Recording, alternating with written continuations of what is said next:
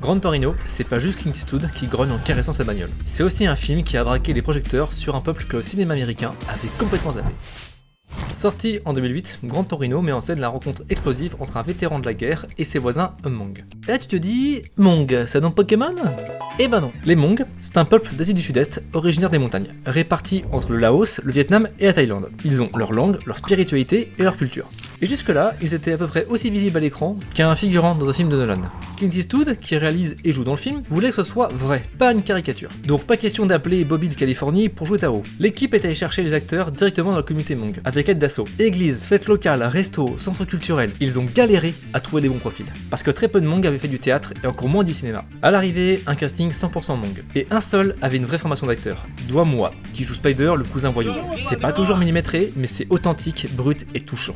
Résultat, le film cartonne, encensé par la critique, nommé au BAFTA, récompensé au César avec le prix du meilleur film étranger et inscrit direct dans les classiques de Clint Eastwood. Gran Torino, c'est la preuve qu'un bon film, ça ne commence pas par un casting de stars, mais par une écoute sincère de ceux qu'on veut représenter. Parce que quand on veut raconter une culture, on commence par lui donner la parole. Et je t'ai parlé du film sans dire un mot sur la voiture, alors rien que pour ça, abonne-toi.